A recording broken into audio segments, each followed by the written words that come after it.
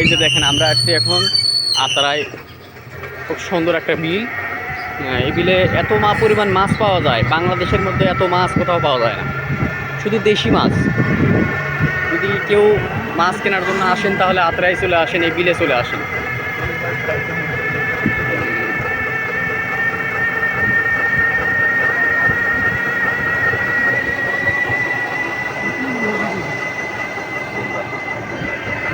এই যে গাইজ দেখেন, সুন্দর একটা বিল।